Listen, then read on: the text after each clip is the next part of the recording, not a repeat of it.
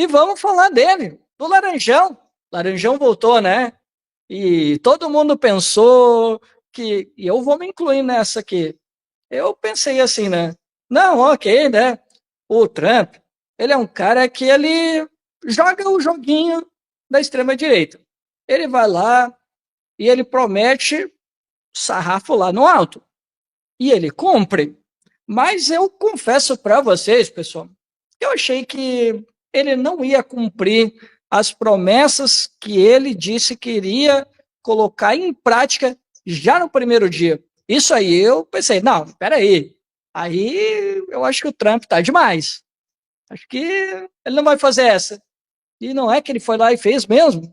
Né? E aí tem um monte de gente perdida por aí, né, tentando explicar, e essas medidas geraram uma confusão, inclusive uma confusão envolvendo nós, os nossos brasileiros estavam lá, e aí sabe como é que é, né? Sempre dá aquelas confusões, o pessoal começa a confundir as posições ideológicas para colocar os seus vieses de confirmação, para tentar desenhar, às vezes, uma história que não tem nada a ver. Mas eu já vou chamar aqui o nosso convidado, né, o Thales Ruffini, do canal Visão Estratégica. Eu só colocar ele aqui. Opa. E aí, Thales? Beleza, meu velho? Tá dando para me ouvir direito? Tá, até que enfim a gente conseguiu se encontrar. Finalmente, né, cara? Eu tava até Finalmente.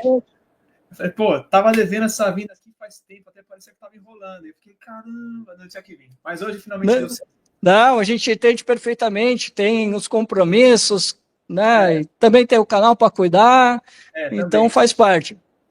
Pois cara, então te apresenta aí para o pessoal aí, e o Thales vai falar um pouquinho aqui sobre a questão geopolítica. O que muda com essa chegada do Donald Trump ao poder? A mim, né, Thales, que sou um cara leigo, né, gosto aí de ler um pouquinho aí sobre geopolítica, mas sou um leigo, me parece que agora ele vem pro tudo ou nada, né? É tentar reconquistar o terreno de volta. Mas te apresenta aí e fala um pouquinho com a gente. Bom, de novo, boa tarde, boa noite, não sei, né, mais agora.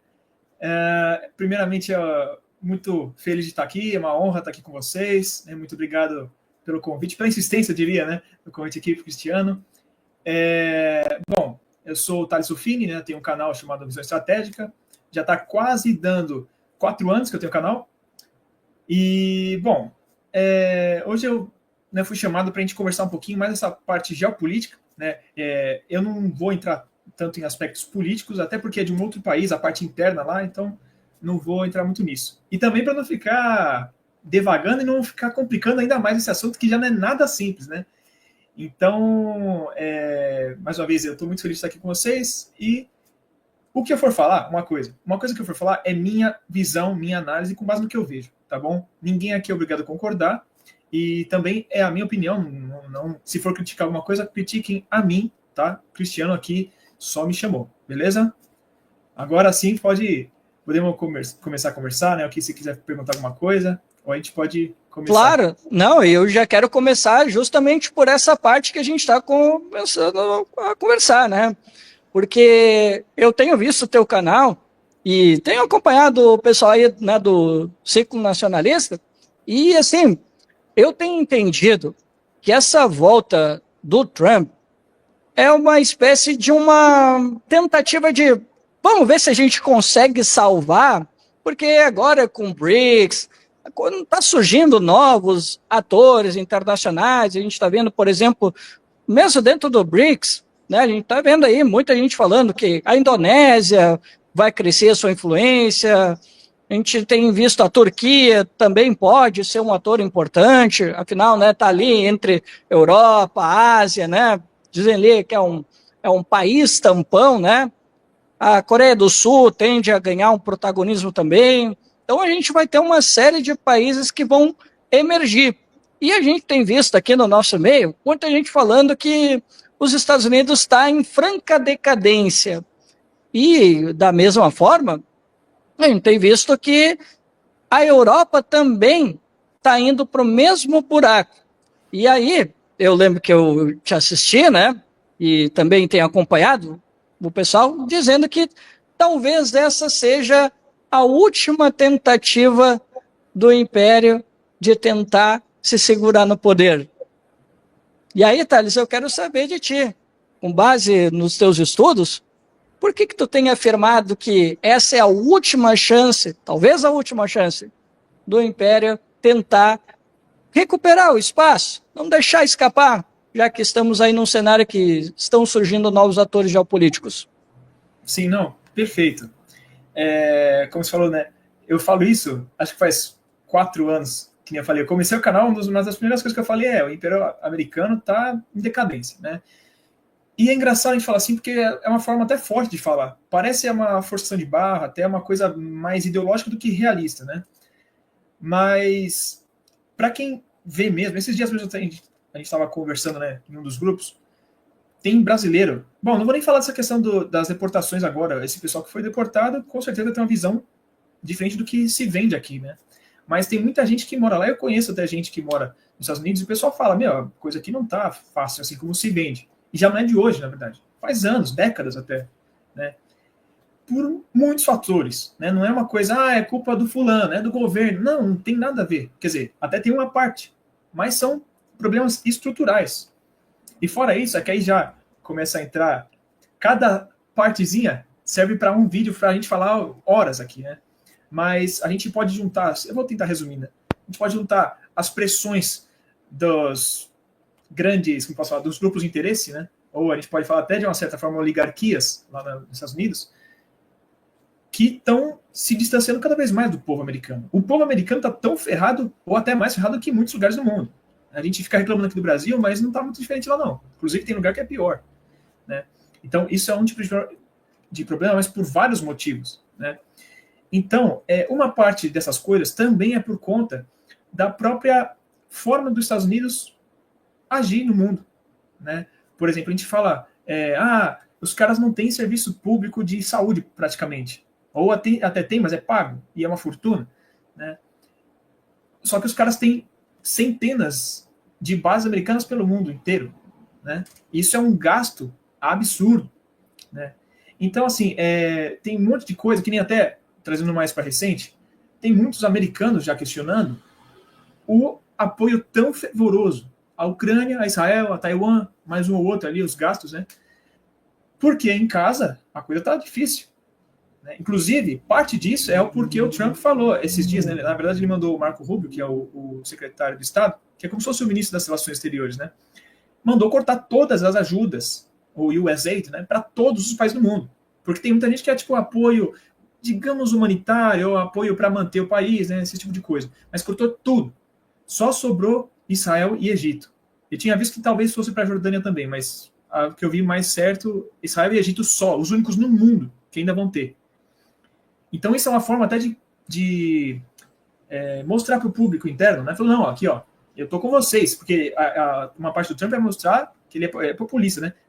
Que eu tô com o povão americano aqui, né? Não, ó, eu sei que a gente está gastando demais com essas guerras, com tudo que a gente está fazendo lá fora no mundo, então não, a gente tem que trazer as coisas aqui para dentro, né?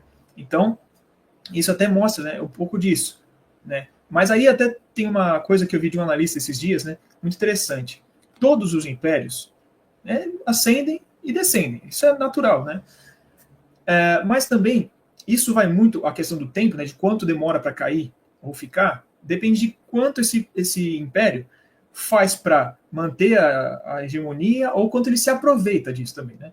E querendo ou não, os americanos, primeiro, tiveram uma grande ascensão por conta da circunstância que se construiu depois da Segunda Guerra, né? Então ele já criou uma conjuntura ali que já favorecesse. E além de tudo isso, ainda continuou fazendo um monte de mecanismos que favoreceu ainda mais. Então ele, tipo, se aproveitou demais dessa situação de hegemonia, ou quase hegemonia americana, né, de uma forma que isso já está se tornando insustentável. Não só da questão de que a situação mudou, mas também, vou dar um exemplo aqui. Não, a gente está no sistema internacional da ordem do direito, né? Beleza. Aí, eu que sou hegemonia, que sou o maior patrocinador dessa situação, deveria ser o principal responsável por seguir isso. Até para os outros falar, não, ó, tá certo, ele está defendendo isso, ele realmente faz isso. Mas se a gente lembrar em 2003, o que fizeram? Não, vamos mandar para a ONU. inventaram que o Iraque tinha arma de destruição em massa e para justificar a invasão. A ONU falou, não tem nada disso, não tem nada a ver e não é para invadir. O que eles fizeram? Falou, dane-se, eu vou invadir mesmo assim. Então, que ordem de direito é esse aí? Né? O resto do mundo não fica olhando e fala, não, tudo bem. Não, todo mundo viu. Só que naquela época não tinha como contestar esse poder americano, que eles estavam ainda no auge deles. Né? Só que conforme o tempo foi passando, isso foi caindo. Tá? Primeiro, lá dentro, a situação interna dos Estados Unidos foi continuamente, né, caindo, e no resto do mundo a gente tem vários atores cada vez crescendo mais. Obviamente a gente fala já da China, é o que mais se fala aí. Mas foi nesse momento que surgiu o BRICS, efetivamente. Né? E, claro, surgiu primeiro com os 4, depois o quinto, né, que é a África do Sul. Mas hoje a gente tem um BRICS em ascensão, em crescimento, na verdade. Né? Hoje são 22 membros, né? E são atores extremamente importantes no mundo. Né? Que nem você comentou muito bem, Cristiano, da Indonésia, que é um país que ninguém fala quase, mas a gente tem vários países importantes. A Turquia também que se comentou, que está em crescimento. Apesar de, assim, se a gente for falar em questão de inflação, de juros, cada país está numa situação. Né? A Turquia passou por um momento de crise, mas economia não é só a parte financeira. Né? Tem a parte da infraestrutura, né? Bom, um monte de coisa. Não vem aqui ao caso ficar, né, me alongando. Mas são países estrategicamente muito importantes. Né? Até se você pensar a posição da Turquia, que nem você já comentou também muito bem, o Irã, mesma coisa. Né? Internamente eles estão com algumas questõezinhas econômicas, mas o Irã está em crescimento muito forte na parte geopolítica, vamos dizer. Porque não é só a parte econômica, mas a parte estratégica, um monte de coisa junto. Né? E o Irã está naquele mesmo pedaço ali que a Turquia. Né? É um pedaço muito importante, que é a junção da Europa, da Ásia e da África, que é o Oriente Médio ali, né? A Anatólia, aquele pedaço. É um pedaço muito importante. Mas, voltando, tem a Indonésia, que é um país extremamente importante. A Nigéria também é um país que está em extrema ascensão, muito importante. Tem problemas internos, né? Mas todos têm. A Etiópia também. Né? Então, é um mundo que está se construindo de uma forma diferente do que era o planejado pelo Ocidente. Aqui eu incluo Estados Unidos e seus parceiros, né? Especialmente da OTAN, mas não só. Né? Aqui eu digo Ocidente geopolítico, não geográfico, tá, gente? Isso é importante, o pessoal confunde sempre. O pessoal coloca o Brasil como se fosse parte do Ocidente. Só geográfico, que está no hemisfério ocidental.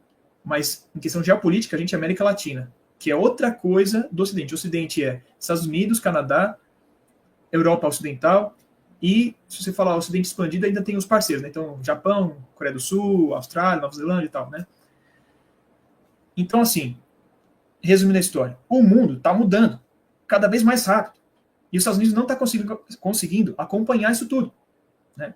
Por mais que eles estão tentando fazer o máximo possível para manter o status quo, né? Manter da situação da forma que ainda é, o mundo está mudando, é natural, é uma força natural, é da história, não tem como durar para sempre. Né?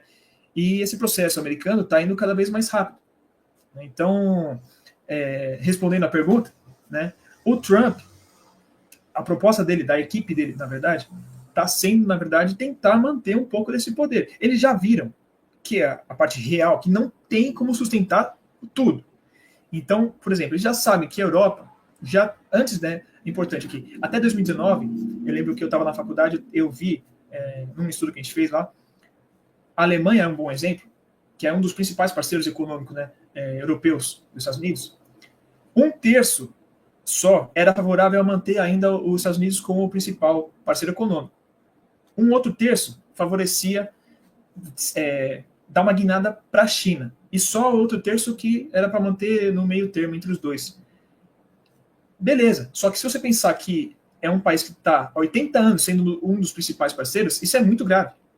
Isso foi em 2019. Isso com a pandemia também deu uma mudada, mas de qualquer forma mostra bastante que os Estados Unidos está perdendo aquele prestígio no resto do mundo. Na África, não preciso comentar, se vocês acompanham aqui, né? Não sei se todo mundo acompanha, que era bastante dominado ainda pela França, principalmente, né? Mas uma certa parte ainda com uma influência americana e um pouquinho britânica, está caindo isso. As principais ex-colônias francesas, que tinham laços ainda muito fortes, impostos, tá, pela França, estão caindo fora. Então, isso mostra bastante que o mundo... China e Rússia cada vez mais próximos. Completamente. Por quê? Por que isso, Cristiano? Porque esses países olham e veem que tem uma alternativa muito mais benéfica. Então, o que acontece? Os Estados Unidos já percebeu que a África já perderam, já faz tempo. A Ásia ali, o Sudeste Asiático, aquele pedaço ali também está bem complicado e é mais distante. Ainda tem a Europa, que são os parceiros, só que a Europa está indo para o buraco também, especialmente com a situação em decorrência da guerra da Ucrânia. Né? Só sobrou o quê? América Latina. Então, juntando isso com o que eu falei mais no começo, a questão dos gastos externos, surgiu essa agenda, né, que o grupo do Trump está chegando, de falar, não, vamos voltar as atenções para interno aqui, arrumar a casinha, porque não dá para querer controlar tudo lá fora, se aqui dentro a gente tiver com um monte de problema. Então vamos tentar resolver primeiro aqui dentro e o nosso quintal aqui, que é na visão deles, né, a América Latina. Querendo não, realmente, a gente está muito mais perto do que outros, né? E é o mesmo continente. A Europa, você tem um oceano no meio, né? Então, eu estou falando da visão deles, tá? Então, tem muito disso. E por isso até que tem gente fazendo uma comparação, até uma brincadeira, né? Chamando de doutrina Monroe, né? Fazendo ligação com a doutrina Monroe, que foi no século XIX, né? Que é a política do Big Stick, né? A política do bastão, que eles estavam tentando fazer bastante pressão de controlar mesmo, de uma forma bem, literalmente, imperialista, a América Latina, tá? Eles estão tentando meio que replicar isso, né? De uma forma talvez um pouco mais bonitinha, mais cheirosa, mas na prática é exatamente isso. Né? Então eu sei que eu me alonguei aqui, falei pra caramba, mas já se acostume aí que eu falo bastante, gente. Então, acho que eu respondi. Perfeito. Não, Thales, inclusive, já que tu falou, né, da doutrina Monroe, né, e tem o pessoal que tem replicado muito das coisas que os americanos já fizeram, né, a doutrina Monroe, o pessoal tem falado que a volta do Trump, ela seria uma espécie de um destino manifesto, como se fosse um novo destino manifesto. Tem muita gente que eu tenho visto aqui no Brasil e até mesmo no exterior difundindo essa ideia, né? Porque viram lá o pessoal poderoso, né? O pessoal da grana, e agora com esses planos do Trump de anexar a parte do México, de arrumar uma confusão com a Groenlândia, né? Com a Dinamarca, na verdade, né? E ele está aí falando uma série de coisas absurdas que parece dar aí uma ideia de querer expandir o império, né? Tanto é que a presidente do México, né, Claudia Sheinbaum, disse, não, pessoal, dá uma acalmada aí, vamos ler os decretos com calma, não se espantem tanto. Mas o fato é que o pessoal tem ressuscitado muito daquilo que os Estados Unidos já fez. A doutrina Monroe, tem a doutrina Monroe, que tu comentou aí, e sobre o Destino Manifesto. Thales, tu acha que essas ideias que já circularam, que fazem parte da história do império que os Estados Unidos construiu, fazem sentido para esse contexto? Eu, para mim, tenho uma ideia de que a doutrina Monroe, ou Big Stick, como quiser chamar, isso nunca acabou. Né? Nós tivemos períodos de arrefecimento, mas isso nunca acabou. Mas é correto de dizer que estamos vivendo um novo destino manifesto com a volta do Trump? Não, perfeito, Cristiano. Primeira coisa, eu concordo com você. É difícil a gente falar que acabou em algum momento, né? Porque também, dependendo da conjuntura, vamos dizer assim, teatro, né? Na parte militar a gente fala de teatro de operações, né? Mas na parte da política vamos falar, em cada região do globo, em cada momento, uma parte vai ser mais importante que a outra, né? Então, por exemplo, no momento que aqui está tranquilo, que não vai fazer muita diferença, você não precisa tanta atenção aqui, né? Vai mais para... Obrigado, Michele. Voltando aqui. Você vai mais para outros lugares, né? Então, por exemplo, em 2001 até 2010 ali, o foco total é o Oriente Médio. Né? Então, você não precisava ficar tanto atento assim à América Latina, né? Mas, assim, vai muito de situação, que nem agora, como eu falei agora há pouco, os Estados Unidos está perdendo a mão em outros lugares. Então, eles precisam, na visão americana, eles precisam garantir pelo menos uma parte, que é a América Latina. Né? Então, assim, falando na perspectiva americana, por mais estranho que possa parecer, o que o Trump está falando, a gente sempre pensa que é bravata, ele é falastrão, então pensa que está falando assim da boca para fora, falando qualquer besteira, mas impressionantemente faz sentido para os Estados Unidos. Não estou concordando, não estou falando que é certo, mas para a visão americana, isso faz sentido. E se você pensar, se você achar que o Trump é um cara realmente nacionalista, que está querendo realmente os interesses americanos, faz sentido ele querer perseguir isso, tá? Vou primeiro entrar nessa parte, depois eu falo a sua pergunta, tá, Cristiano? Só para não esquecer aqui. Mas então, porque falando já politicamente, efetivamente, os pleitos dele, que ele tá falando, né? Que não, eu não sei se é do Trump mesmo, tá, gente? Mas é do grupo dele de qualquer forma, né? É um pleito, é uma agenda, né? Que esse grupo tem. Porque é importante. Nenhum governo, em nenhum lugar do mundo é um cara sozinho. Então, a gente não adianta endeusar porque nunca é um cara só. Sempre tem uma equipe e tem muita gente por trás que não aparece também. Isso é importante falar, especialmente nos Estados Unidos. Mas então vamos lá. Chegou meio do nada essa questão. Do nada ele falou Canadá, do nada ele falou México. O México ainda faz sentido, né? Que ele já falava faz tempo. Mas do nada Groenlândia. Tem gente que acha que não sabe nem onde fica no mapa a Groenlândia. Né? Nunca ouvi falar. No máximo, quando eu jogava War, falar, tem aquele território ali da Groenlândia. É o que o pessoal sabe. Porque realmente não é um lugar muito usualmente falado, porque não tem tanta coisa lá. Geralmente, se você olhar, apesar de ser Groenlândia, né, de Greenland, não tem nada de verde. É gelo. Mas tem bastante recursos lá. Tá? Então, você tem petróleo, você tem minérios lá, se não estou enganado, tem algumas coisas.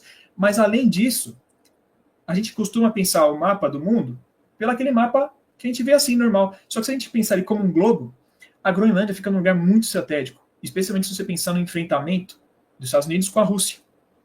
Se você pensar no mapa, eles estão um do lado do outro. Lá do outro lado do mundo. Só que se você pensar como um globo, se for por cima, é muito mais perto. A Groenlândia fica quase no Polo Norte, né, no Ártico. Se você, por exemplo, tem uma base ali de mísseis, um míssil saindo dali para chegar na Rússia é muito mais rápido do que lançado dos Estados Unidos. Tá? Mesmo de outros pontos do mundo, onde eles poderiam ter... E ali tem recursos também. Tem recursos minerais. Também dizem que tem petróleo ali e tal. Então, também já serve como uma cadeia de suplemento para eles. Exatamente. Está tudo interligado. Você nunca pode ver uma coisa por um prisma, né? Por uma lente só. Que nem eu sou formado em relações internacionais. Eu gosto muito de relações internacionais porque ela, na verdade, é a junção de várias lentes para você entender um negócio. Então, você tem a parte histórica, geográfica, econômica, direito, cultural, política, etc. E por isso que eu estou falando isso só porque é importante entender que, mesmo que eu estou falando da parte militar, não é só a parte militar. Você tem a parte econômica, tem, né, uma série de coisas. E isso também serve para todas as situações. Tá? Até a questão do enfrentamento com a China, bom, essa é uma outra coisa. Mas então vamos lá. Então esse negócio da Groenlândia faz bastante sentido. O problema é que a Groenlândia, como você comentou muito bem, é um território da Dinamarca. A Dinamarca é um país da OTAN. Por mais que os Estados Unidos vai tentar, provavelmente se eles tentarem seguir isso, não vai ser uma vertente militar, vai ser uma parte econômica, política, né, tal, mas é uma disputa com outro país da OTAN. Como que a OTAN, como instituição, vai ficar nessa situação? Então, é uma coisa bastante delicada e muito interessante a gente analisar de fora, né? Para a gente é maravilha, que a gente não tem nada a ver com isso, né? Em tese. E o Canadá é uma situação bastante parecida com isso também. É bem mais próximo do Ártico, tem muitos recursos. Também é importante lembrar que o Canadá é o segundo país com mais reservas de água doce, né, do mundo, só perde para o Brasil, se eu não estou enganado, né? Pelo menos eu lembro que quando eu estudei na escola era assim, né? E também tem muito petróleo do Canadá que vai para os Estados Unidos. Quem abastece o petróleo americano, claro que eles têm exploração interna, mas ela é muito longe do que eles consomem, né? Então eles recebem muito do Canadá e do México. Então, se ele conseguisse anexar o Canadá, nessa suposição, cortaria muito do custo, né, de abastecimento do petróleo nos Estados Unidos. Então, já é um grande ponto aí. E a parte dos minérios, uma parte que o pessoal também não costuma levar muito em conta, mas para abastecer toda a indústria, você precisa de recursos, né? Especialmente se a gente levar até na parte militar, né, na indústria militar. Você tem um monte de recursos que é extremamente raro, que são muito importantes para fazer, especialmente os equipamentos eletrônicos, né? E para vocês verem como uma coisa muito mais complexa do que parece, até para a produção do F-22, que seria talvez o principal caça americano, eles dependem muito de abastecimento de minérios da China. A China detém muitos dos principais minérios do mundo que vão para esses negócios, especialmente o galho, não, esqueci o nome agora, não vou demorar aqui, mas muitos dos minérios que fazem, por exemplo, equipamentos de radar, de visão noturna, ópticos, né? eletrônicos no geral usam esses materiais que a maioria, né, terras raras, a gente usa esse nome, né, terras raras como um todo, são produzidos e processados na China. Tá? Agora, você tem um acesso lá no Canadá, por mais que seja muito menos a quantidade, você tem muito mais seguro e talvez mais barato, porque está mais próximo. Né? Então, os Estados Unidos pensa muito nisso, garantir o abastecimento, que é justamente o que a China faz em muitas coisas, seja na parte do agronegócio, que eles compram da gente, né? Eles tentam pegar outros parceiros porque eles dependem muito do Brasil. Eu sei que estou fugindo aqui do tema, mas é só para vocês perceberem. O Brasil é um dos poucos países no mundo que a China não consegue impor nada. É bem de igual para igual. Por quê? Eles dependem da gente para sobreviver por causa da limitação. Eles odeiam isso, porque ninguém quer depender do outro. Então, por isso que eles estão procurando outros parceiros. Os Estados Unidos é a mesma coisa. Eles odeiam ter que depender dos outros.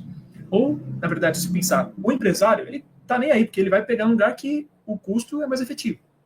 Só que, estrategicamente, é um risco muito alto.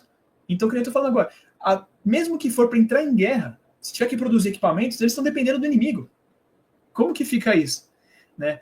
Então, assim, até para vocês verem, até da Rússia eles dependem coisa. Tungstênio, o maior depósito do mundo é a Rússia. E é, tipo, infinitamente maior do que em todos os outros lugares. Então, por mais que você possa pegar um pouquinho nos outros, você vai depender da Rússia.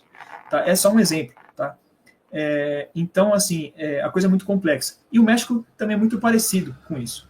É muito mais a questão do petróleo, mas também tem essa questão. E a questão de segurança.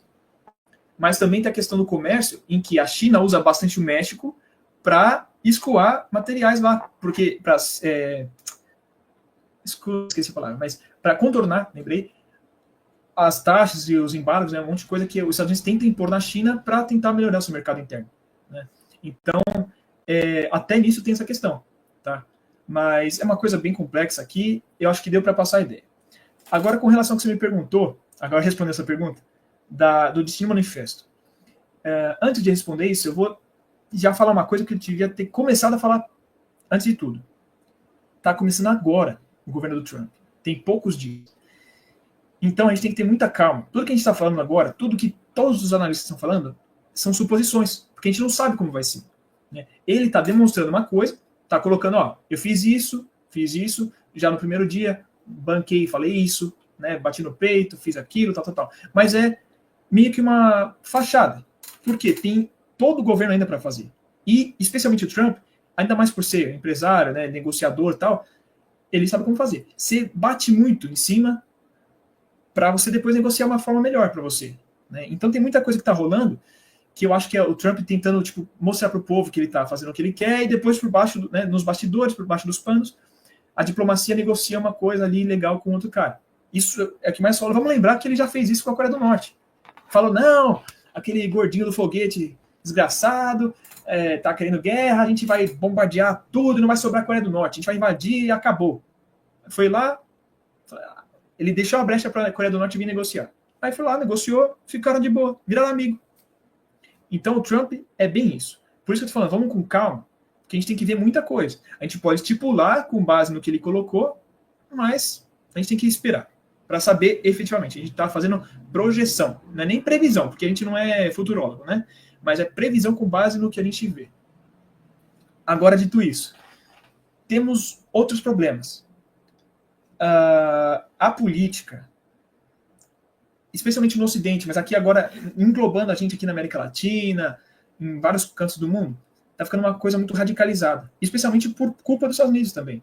Porque não só a gente copia eles, né? Eu odeio isso, mas tem muito cara aqui que prefere ser americano do que brasileiro. E também porque, querendo ou não, eu não queria falar dessa forma porque parece meio ideológico, mas a máquina da propaganda americana, ela enfia muita coisa, não só no Brasil, mas no mundo inteiro, né? E a gente acaba trazendo muita coisa para cá que não é nossa, mas que acaba vindo de lá. Né? Então, questão de radicalismo, ideias, né, que vão se formando no povo como um todo, que não são naturais nossas. Né? Então, eu estou falando isso porque a gente acaba tendo até políticos aqui no Brasil, aí tem até a parte de talvez ter umas ligações obscuras, né, mas eu não vou entrar nesse caso, mas que acabam falando, se está funcionando lá, eu vou fazer igual aqui. Né? Eu não quero falar de político A ou B, não é o meu caso, né, mas tem uma parcela aí, o pessoal que vocês devem saber, quem fica copiando as coisas de lá.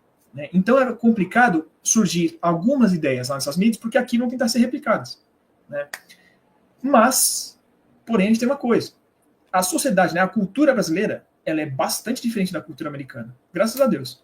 Por quê? Lá nos Estados Unidos, nada contra o povo americano, né? Eles são um povo que nem a gente. Só que, até pela formação da sociedade americana, ela tem vários problemas muito graves, né? Em questão de segregação, tá? E não é só questão de branco com negro, mas com latino, até entre brancos, com asiático. Vocês devem ver em vídeo, em filme, até em jogo, talvez. Tem o Chinatown, que é só o bairro só do chinês. Tem o Little Italy, que é só dos italianos. Tem o bairro do irlandês, tem a parte dos alemão. É cada um tem o quadrado, né? Isso também traz que o povo vai... O core ali, a base dessa sociedade, que são os anglo-saxões, né, os brancos ali, vindos dos britânicos, né? Os rednecks também e tal. Esse pessoal, ele desde a formação, na verdade, da formação da colônia, né, da formação da colonização britânica ali, eles já se viam como um povo especial, tá? Então, uma boa parte da política externa até americana e interna também vem com base nessa presunção dele de serem o povo mais civilizado, o povo escolhido por Deus. Então, por exemplo, quando eles foram expandindo para o oeste, que é quando a gente usa muito esse do Destino Manifesto, eles tinham direito divino de expurgar os indígenas daquele território. Porque eles eram o povo escolhido. Eles eram o baluarte da civilização. Então eles expandiam para levar a civilização aos outros povos. Isso acontece até hoje, onde eles achavam que o Talibã era um povo ali, os caras de chinelo, os bárbaros, né? E eles tinham a missão civilizatória de levar a civilização para o Afeganistão. Porque o afegão eles podiam achar que era um primata bárbaro que não tinha civilização, apesar de ser um povo que já resistiu a impérios há milhares de anos. É o mesmo povo ali, né? Inclusive o povo que é o Talibã, se eu não estou enganado, posso estar falando besteira, mas ao que me vem à cabeça aqui, o povo, né, os pashtuns ali e alguns outros, era um povo que resistiu ao domínio do Alexandre o Grande, quando ele invadiu a região que hoje é o Afeganistão. Então, para vocês verem que essa questão de civilização, quem que é melhor, é muito mais complicado, né? Pô, obrigado, professor. Obrigado aí. Então, assim, o problema aqui também, aí já vou entrar na parte que pode até parecer teoria da conspiração, e se o Cristiano não quiser levar para esse caminho, eu vou entender, porque é a minha visão pelos meus estudos, tá, pessoal? Se parecer, é porque parece mesmo. Capaz, fica tranquilo. Pode falar. Não, é porque eu sei que tem coisa, até no meu canal foi meio complicado de fazer. Eu falei porque eu sou dono, eu faço tudo, então eu faço. Mas o pessoal fica tipo, eita, isso aí parece meio forçação de barra. E eu achava, sempre, a minha vida inteira eu sempre achei que era. Até eu comecei a estudar, eu falei, ih, caramba, era verdade. Mas vamos lá. Lembra que eu falei dos oligopólios, que tem lá, a oligarquia, né, que eu falei, dos Estados Unidos? Sim. Esses caras, a gente pode chamar você pode chamar da grande burguesia, tem muitas formas de chamar, o imperialismo, né? A gente pode chamar de muitas formas. Envolve o deep state, as big techs, né? Como fala? As petrolíferas, né? A indústria armamentista dos Estados Unidos, né? São vários grupos de interesse juntos que compõem essa oligarquia americana, vamos dizer assim, né? E que a oligarquia é só quando é na Rússia. Mas nos Estados Unidos são outras coisas, é lobby, né? Outras coisas, mas tudo bem. Mas esses caras, esses grupos de interesse, eles têm um poder tão gigantesco dentro dos Estados Unidos que mesmo em outros países eles não têm nada igual. E aí pode parecer meio estranho, mas a gente até tem umas certas conversas aqui no Brasil com relação a isso. Não é interessante para alguns caras assim, que querem deter um poder maior em determinado país, que aquele povo seja esclarecido, né? Então, é nessas horas que já teve bastante, como posso falar? Eu vou falar um emburrecimento do povo, que aí começam a surgir aquelas coisas de superstições, ideias já meio obscuras, que parece falar, pô, isso aqui era na época da Inquisição, né? Coisas desse tipo, assim, né? E aí vão surgindo ideias, até coisas propositalmente incutidas, tá, gente? Isso aqui é um pouco complicado, mas vou tentar falar da forma mais tranquila possível. Mas, assim, muitas ideologias que vão até levando para um certo radicalismo, isso é proposital, para levar esse radicalismo mesmo. Para quê? Aí é o que a gente chama de engenharia social, né? E aqui não é falando, porque é direita, porque é esquerda, porque é centro, porque é cima, baixo. Não. Até porque eu não acredito muito nisso, tá? Nessa forma de enxergar as coisas. Mas são grupos radicais que você vai articulando e é o mesmo patrocinador, vamos dizer dessa forma. O mesmo grupo que patrocina A, patrocina B. Isso serve para política também, tá? Mas é uma forma de você organizar aquela sociedade para agir de certa forma.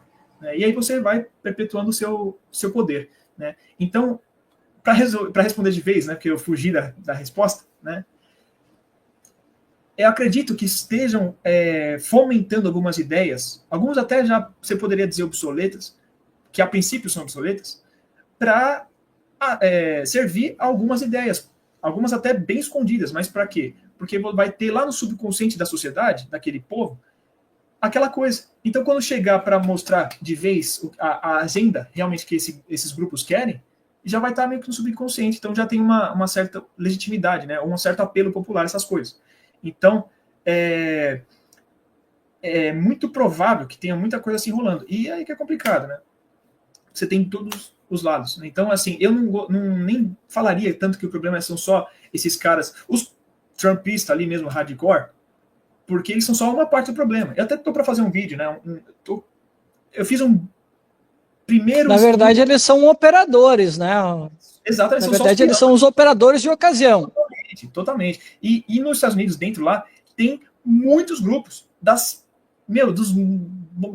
matizes, né, que fala, mais diferentes possíveis. Você tem anarquistas, você tem grupos nazistas, efetivamente, dentro dos Estados Unidos, tá? Não sei se eu poderia falar aqui essa palavra, porque às vezes o YouTube cai, né? Então, perdão. Ô, Thales, posso te fazer um pedido? Claro. Desliga o filtro. Pode desligar o filtro, tá? Qual filtro? O filtro que tu tá usando para algumas palavras, eu tô vendo que tá vacilando demais, cara. Que isso, cara? Canal, né? Então, cara, eu já li Muniz Bandeira, fica tranquilo. Não, então, eu vou falar aqui como eu tiver que falar, tá bom? É que como não é meu canal, eu posso ser responsável por acabar... Não, fica tranquilo. Beleza. Fica tranquilo. Onde estava agora? Esqueci. Tá. A gente estava falando sobre os operadores, né? Eu tô para fazer um estudo mais a fundo disso, porque o que eu vi por cima, eu fui só pegando algumas coisinhas e já começou a aparecer tanta coisa que eu falei, caramba, isso aqui eu preciso pegar e ir mais a fundo. Mas tem muitos grupos diferentes lá que a ideia parece ser radicalizar mesmo a sociedade americana.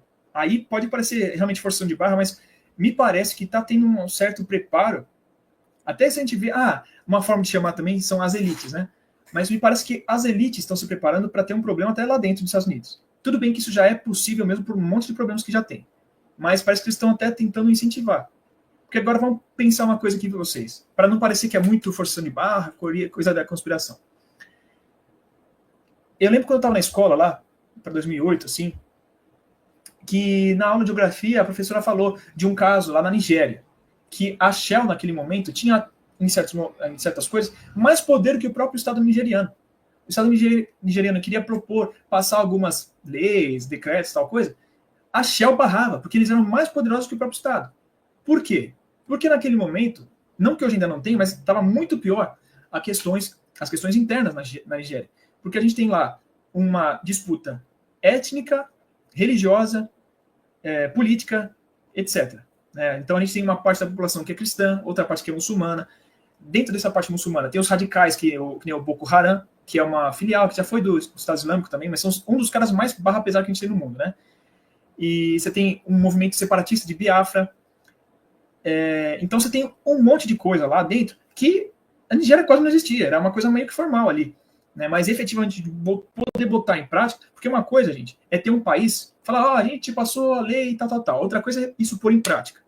Uma coisa é você ter a lei de jure, que ela é escrita, e a lei de facto, que é a lei que rola de verdade. Né? Por isso que às vezes a gente tem, por exemplo, que nem o Talibã, mesmo antes de retomar o governo, eles, na parte que eles dominavam, eles tinham a lei deles lá. Pegou roubando, corta a mão. Pegou, estuprou, né? Vamos dizer assim, né? Perdão aí. Pegou o estuprador. É vala, é vral, né? Colocar forca, o que for. Por quê? Aquilo não estava na legislação em vigência, né, do Afeganistão. Porque foi uma lei imposta pelo Ocidente, né? Bem mais progressista do que era no Afeganistão anterior. Mas eles não tinham a força de pôr em prática aquela lei. Quem tinha era o Talibã. Então, a lei era a lei do Talibã. Então, o que acontece? Por que eu estou falando isso? Em um país que já todo calma aí. Um país que está todo fragmentado, cheio de... E cada lugar é um jeito. Que força que o Estado tem de fazer qualquer coisa? Não tem. Quem que realmente manda ali? Quem tem o poder. Se a gente pensar aqueles... Que nem tem jogo, que nem tem filme, que é aquele já... Tipo, acabou o mundo, já tá, não tem mais país. Quem que geralmente os caras colocam que são alguns caras que mandam? Ou são, tipo, grupos de militares, ou grandes corporações, ou grandes ricos que tem. Porque eles já têm uma estrutura de poder montada. Não estou falando que é isso que vai acontecer, mas parece que tem alguns grupos lá dentro tentando, se esforçando para fazer algo nesse sentido. Talvez não tão intensamente que nem isso que eu falei, que já é radical, mas algo nesse sentido. Um país já, um estado já com pouca força, em que esses atores conseguem mandar mais, né? Que já não seja muito assim, tá? Especialmente quando a gente vê algumas coisas que acontecem debaixo dos panos, já é isso que acontece. Mas talvez queira uma coisa mais descarada. Aí, até já fugindo um pouco da pergunta, mas só para agregar aqui um pouco, né, uma coisa que me ocorreu, também vi, dando crédito, um pouco o comandante Farinazo dando do Arte da Guerra, né, falando um pouco sobre isso, mas com base em tudo isso que eu estou falando agora, parece que talvez os Estados Unidos possa estar se encaminhando para algum tipo de oligarquia mesmo, ou pior, uma coisa mais, realmente uma ditadura. Pode ser, provavelmente, eu acho que vai ser, uma ditadura, como fala? Esqueci a palavra, minha cabeça já estava maravilhosa, gente, mas uma coisa velada, era essa palavra. Uma ditadura velada. Provavelmente eles vão falar, não, aqui a gente tem eleição indireta, e que, né, não dá para saber se é isso ou não. Então é possível que aconteça alguma coisa nesse sentido, tá bom? Eu não acho que isso tenha a ver necessariamente com o Trump. Porque pode... Assim, gente, tem os democratas e os republicanos. Só que é meio que fachada. Tá? Eles todos participam dos mesmos lobbies, participam dos mesmos grupos, é todo mundo amigo. Até tem um negócio que... Foi engraçado, foi um primo meu que não manja nada de política nem nada, mas ele me deu... me assoprou na orelha uma vez, há muito tempo atrás. Falou, pô, na época acho que foi da eleição do Trump, ele concorreu com o Obama, se não estou enganado, né? Aí falou, meu, esses caras aí vão lá naquelas ilhas lá, paradisíacas, que nem tem a ilha de Epstein, né? Esse tipo de coisa. Falou, meu, Trump e o Obama ficam sempre juntos lá, os caras ficam trocando ideia e tal. Tem até foto aí. E eu fiquei, caramba, né?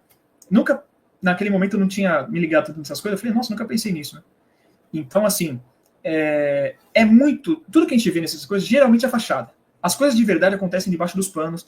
Muitas vezes a gente não... O povo, né, em geral, não acaba sabendo. A gente que analisa, que acompanha todo dia, a gente acaba pegando as dicas. Aí fala, pô, tô pegando uma dica, outra, então acho que tá indo por aqui. Esse que é o negócio, porque a gente não acaba sabendo.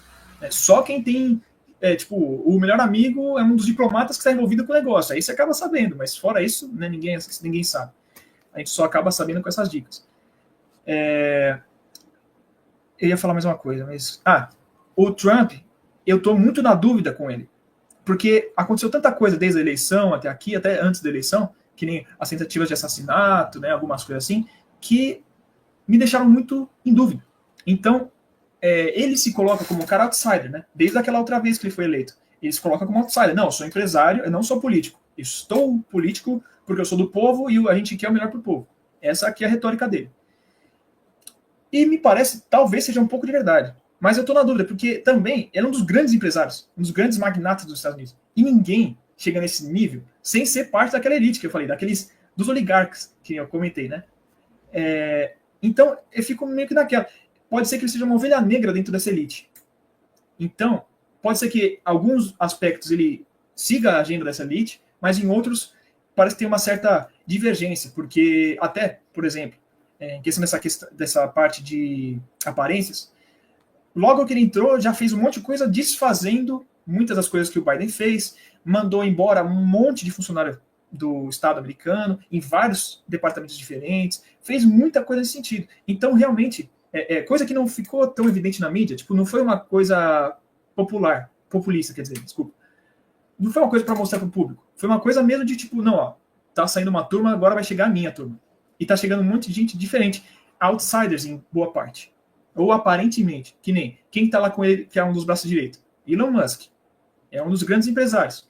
Vocês acham que esse cara não faz parte dessa elite? Que esses caras que mandam por trás? É claro que ele faz parte. Só que ele era de fora. Ele não era o cara que estava ali na parte política. Ele era o cara dos bastidores. Agora ele está na parte política. Então, tá tendo uma dança de cadeiras ali. Então, por isso, eu não estou sabendo muito bem como encarar isso. É que isso aqui também já vai entrando para a parte mais política, a parte mais dentro dos Estados Unidos. Que eu falei que eu não ia entrar tanto, porque justamente por isso, que ainda está bem nebuloso para mim. Eu falei bastante novo, não sei se deu para pegar tudo que eu falei, se responder. Perfeito. Mas... E, Thales, em relação a essa questão que tu está falando das elites, realmente é um tema difícil e que a gente não vê muita gente falando sobre isso, porque geralmente o pessoal joga elites, oligarquias, e eu estou contigo que nós temos diferentes oligarquias. Tem a oligarquia do petróleo, que é uma oligarquia mais clássica, os setores industriais, depois nós tivemos os setores financeiros. Exatamente. Hoje, eu acho que o Trump ele faz mais de um segmento mais empresarial, sim, mas ele está abrindo um pouco o diálogo com uma... Eu não sei se seria uma nova oligarquia, mas acredito que sim, que talvez essa pessoal dessas big techs estão começando a formar uma nova oligarquia. E não é à toa que esse pessoal apareceu lá no discurso da posse dele, que não foi uma coisa, não foi uma questão simbólica. Não, aquele pessoal ali estava mostrando que, opa, peraí, agora nós chegamos no poder e nós estamos aqui para mostrar o destino que essa nação americana quer traçar. Exatamente. Então, eu não acho que foi só uma questão simbólica, né? Mas, indo em outro sentido, e assim, hoje eu também tenho dúvidas sobre o que vai ser o Trump. Eu também tenho muitas dúvidas. Eu que sou um leigo também, tenho lá minhas dúvidas, porque a gente viu o Trump, né? No primeiro governo dele, um cara cheio de blefes, falou ali do caso da Coreia do Norte, né? Ele foi lá, deu uns gritos, foi lá pro Twitter. Ele é um cara que ele é muito falastrão, né? Depois ele foi lá e fez isso aí para negociar, para deixar tudo certo, mas aí o pessoal que gosta dele achou que ele botou o líder norte-coreano no lugar dele. O pessoal tem muito disso. E assim, como ele fez também no Oriente Médio, de vez em quando ele faz alguma coisa também com a Rússia. Mas agora, nesse momento, já que a gente está falando aí de uma tentativa de manter o império, e parece que as coisas estão meio dúbias também com a China, tu acredita que ele vai continuar lançando mão dessas estratégias, principalmente ali na Ásia, Filipinas, Japão, Coreia do Sul, Indonésia, para tentar apertar esse cerco com a China? Porque ali tem o Mar do Sul, né, o Mar Meridional, que é super importante e que há uma disputa ali. Sim. Aí tu acredita, pegando aqui o gancho aqui com o Muniz Bandeira, tu acredita que ele vai continuar essa estratégia americana dos estados proxy para prejudicar essa influência chinesa, ainda mais que agora o BRICS está nesse momento de expansão e vem conversando com membros que têm relações com o Ocidente e com a Europa, mas que o BRICS vem se aproximando. O que tu acha? Perfeita pergunta. Perfeita, e acho que esse é um dos pontos talvez mais importantes também. Há um tempo atrás estava se falando bastante dessa questão do Trump com a China, porque em alguns tempos atrás ele falava bastante contra a China, né? Bastante indo num confronto, né, com a China. Aí, felizmente, poucos dias atrás, agora não vou precisar que dia que foi, que eu não lembro, mas eu vi ele até falando, não, que ele teve uma conversa, né, por telefone com o Xi Jinping, que é o presidente da China, e ele falou que foi uma conversa ótima, bem produtiva, que ele gosta do Xi Jinping, efetivamente, a pessoa dele. Claro que isso é demonstrativo, né? E ele colocou meio que pano quente, né? Por isso que eu falei, aquela hora da Coreia do Norte. O Trump, isso é uma técnica de negociação, tá, gente? Ele bate, vamos dizer assim, morde a sopra, ou então é o que a gente chama também de empurra e puxa, né? Você bate no cara, depois fala, não, ó, isso é legal, eu gosto de você. Mas você tem que fazer isso aqui. Não, mas ó, é legal, é assim, a gente vai por assim. Então. Porque assim, você, em tese, você se coloca numa posição de poder na negociação. Então vai parecer para outro cara e fala, não, é melhor eu fazer assim, porque senão ele vai querer ir para a parte do confronto. Tá? É uma técnica de negociação dessa forma, uma negociação agressiva. Então o Trump, ele é totalmente isso, é da natureza do Trump. Ele fez a fortuna dele em boa parte por conta disso, né? Porque ele é do ramo imobiliário, se não estou enganado. Né? Bom, não vem aqui ao caso. Então o que acontece? Por isso que eu falei, a gente tem que ver um pouco o que vai acontecer, porque o Trump, muitas vezes, ele está falando uma coisa e acontece outra, acontece até o oposto, muitas vezes. E eu estava até pensando nisso, você até me lembrou quando você falou do Oriente Médio. Ele se creditou muito ao Trump que ele pressionou Israel a fazer o acordo de paz, né? De paz não, né? O cessar-fogo em Gaza, e que ele quer paz, e que ele, né, colocou como um peacemaker, né? um cavaleiro da paz.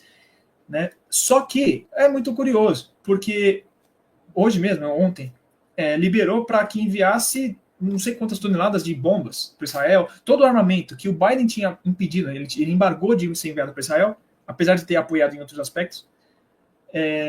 O Trump fala, não vai fazer paz. E liberou a arma, tirou todos os embargos aos militares israelenses, Israel como um todo, né? Deu uma certa, vamos dizer assim, perseguida em várias instituições que não foram a favor, né, nem que foram contra necessariamente, mas que não foram a favor de Israel. Né, ele falou de embargar a Corte Internacional de Justiça, que tinha mandado... agora não lembro se ele efetivamente mandou um mandato de prisão para o Netanyahu, eu esqueci agora se mandou mesmo, mas estava em estudo, e só por ter estudado, o Trump já colocou isso. E fez várias coisas, né? Dentro dos Estados Unidos também, para vocês verem que é uma coisa bem... Um dos principais lobbies, talvez a gente pode dizer, essa boa parte dessa elite americana tem ligações com judeus ou israelenses. Por que eu tô falando ou? Porque nem todo judeu necessariamente está em Israel e coisas desse tipo, tá? Mas, assim, o lobby israelense ou judaico é absurdamente forte nos Estados Unidos. É absurdamente forte. Por exemplo, acho que é 257, eu não vou lembrar os números precisos, mas vamos supor que seja 257 congressistas, 224 são parte do lobby israelense. Então você fala, pô, o que eles querem passa. Então tem isso aí. Mas para mostrar, o Trump colocou os judeus como parte das minorias americanas que têm direito a milhões de crédito lá, alguma coisa assim de benefícios, subsídios governamentais, como tem um programa lá que é de empreendimentos de minorias, alguma coisa assim. Geralmente ele é para negros e latinos. E agora os judeus também. Então, só que judeu não é uma minoria no sentido de ser segregado da sociedade, não um extrato segregado. É um dos estratos de elite dos Estados Unidos. Mas é só para ilustrar isso aqui. Então, mostra um pouco de como o Trump está falando uma coisa e faz outra. Não sei se deu para pegar aqui, porque parece que eu dei uma viajada, né? Mas acho que deu para pegar. Com relação à China, o negócio fica ainda mais complicado. Por quê? Se a gente pensar no ponto principal dos Estados Unidos hoje, é o quê? Somos uma hegemonia. Pelo menos na cabeça deles, eles ainda são. Só que a gente tem um concorrente aqui que está disputando muito forte com a gente, que é a China. Em muitos aspectos, a China está na frente dos Estados Unidos. Tá? A maioria das pessoas costuma colocar no PIB, né? Não, o PIB dos Estados Unidos ainda é muito maior. Só que o PIB conta muito a parte financeira só. É basicamente só a parte financeira.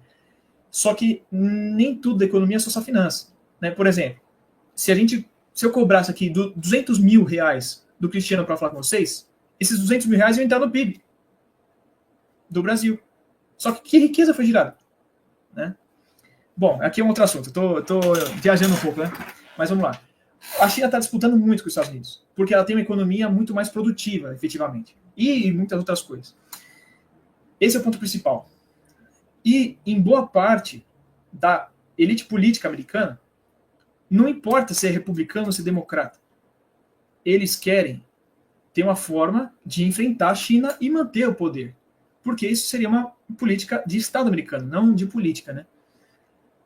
Então aqui vai um problema, porque mesmo que o Trump, como pessoa, né, ou como chefe de governo, tenha um direcionamento, tentar fazer um caminho ali, um contingenciamento, né, fazer uma coisa mais ganha-ganha, é provável que a elite americana como um todo, não só a elite política, né, mas juntando todos esses caras, queira um enfrentamento. Por quê? Vamos pensar. Até a parte econômica, né, os industrialistas, a Big Tech está bastante forte nisso, o petrolífero também, mas nem tanto, mas a parte também da indústria bélica, que nem eu dei o exemplo lá da questão dos recursos, né? Eles estão bastante afetados por essa questão chinesa. A China está vindo com tudo, está arregaçando os Estados Unidos, em todos os aspectos, né? Então, assim, é interessante para eles ter uma forma de enfrentar a China. E aí uma coisa da minha visão, né, com muita coisa que eu vou vendo já faz alguns anos, parece que os Estados Unidos quer entrar em guerra com a China. Especialmente aqueles caras mais, a gente chama de warhawks, né, os gaviões de guerra, né? O pessoal que, belicista mesmo, o pessoal que gosta de guerra e que ganha grana com guerra também, né? Parece que eles querem enfrentamento. E aí você vê, eu digo isso até por quê? Que nem eu falei, questão de mentalidade do povo. Já faz tempo que eu vejo um programinha do jornal aqui, da CNN, falando de enfrentamento, um possível enfrentamento com a China. Um jogo de guerra, mostrando... jogo de guerra, gente, quando você faz um estudo mostrando como seria um conflito, tá? Não estou falando de videogame. Um jogo de guerra passando acho que foi na CNBC, que foi clássico para mim, porque mostrou, primeiro, que eles praticamente querem a guerra, e também como eles subestimam muito a China e como eles não entendem como é a China e a cabeça do chinês. Por conta daquilo que a gente falou também, daquela soberba americana. Né? Eles não conseguem entender outros povos. Para eles, é sempre com a cabeça americana. Por isso que eles estão errando muitos cálculos. Erraram com a Rússia, erraram muitos cálculos aí. Né? Então, assim, o chinês, se você entender o povo chinês, ele não é um povo de guerra. Não que eles não façam guerras, mas eles preferem evitar. Eles são um povo comerciante, eles querem saber de prosperidade e família. É o que eles querem saber. Então, se você souber disso, você negocia com eles de outra forma.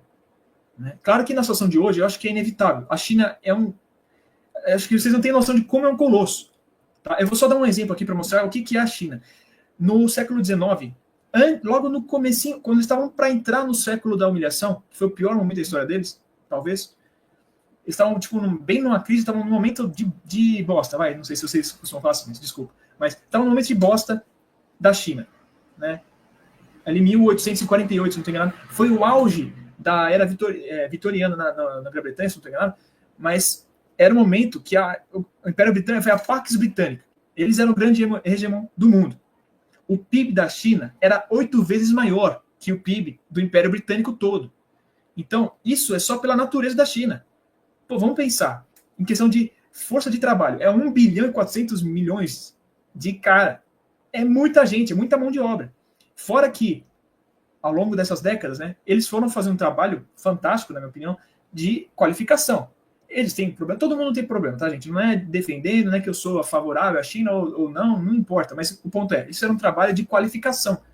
Eu vi esses dias um grande, acho que é um grande empresário, um CEO de alguma empresa, não lembro agora qual que americano, deu uma entrevista, né, num evento, não lembro como que era, ele falou, estou cortando aqui uma parte, né, um trecho, falou, se eu fizer uma reunião de especialistas de engenharia de tal coisa que eu não lembro agora, eu junto uma sala nos Estados Unidos.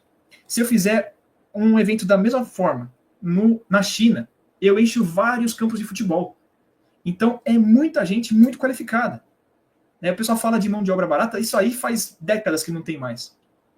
Lá não é uma mão de obra barata, só que é extremamente qualificada. Então, o custo efetivo ainda vale a pena. Fora que a massa é tanta produção que acaba barateando. Por isso que fica barato. Não é porque a mão de obra é barata, é porque os recursos são muito grandes.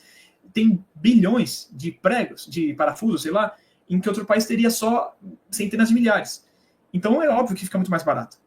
Isso, bom, eu não vou entrar aqui muito, mas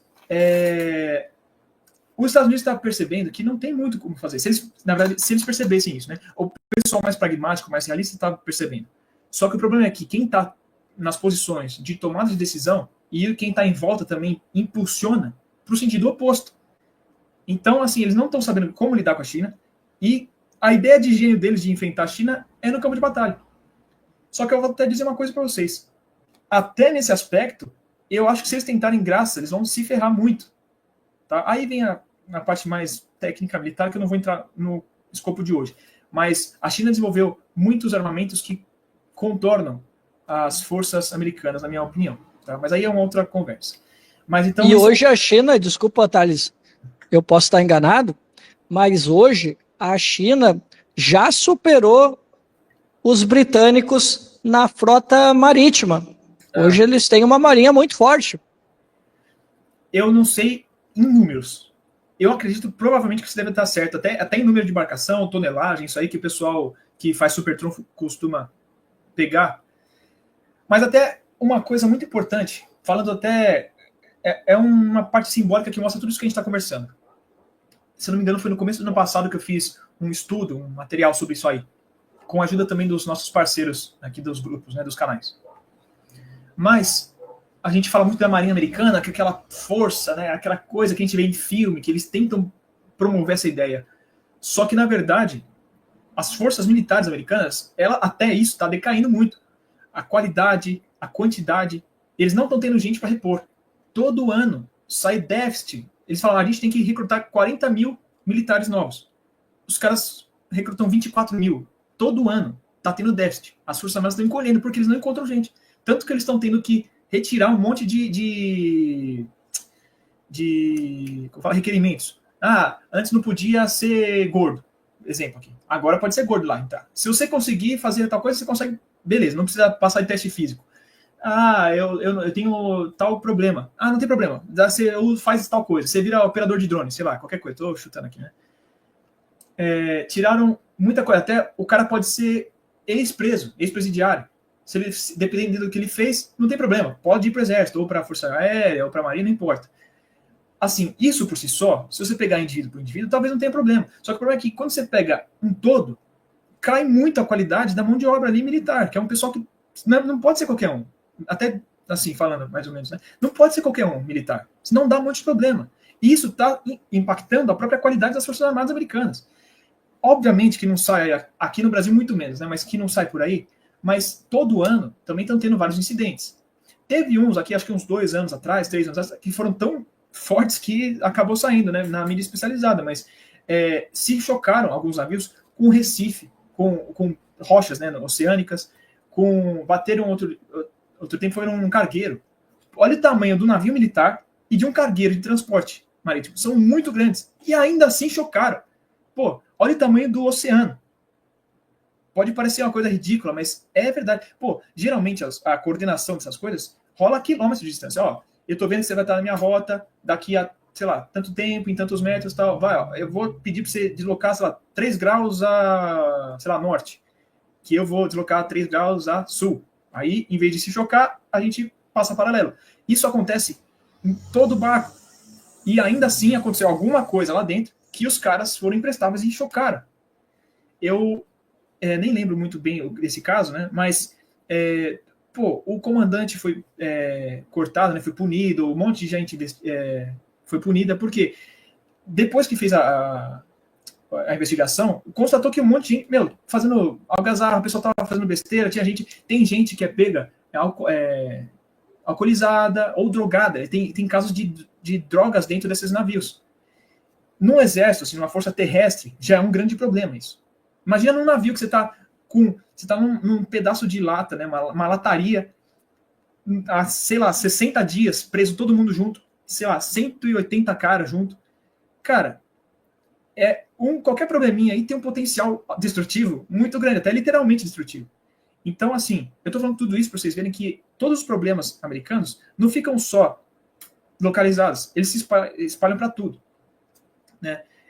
E aí o problema é que, por exemplo, esse problema de drogas da sociedade, que tem uma pandemia de drogas lá nos Estados Unidos, que também pouco se fala aqui, chegou nas Forças Armadas. Isso impacta até na própria força da Marinha americana, que é o principal poder americano.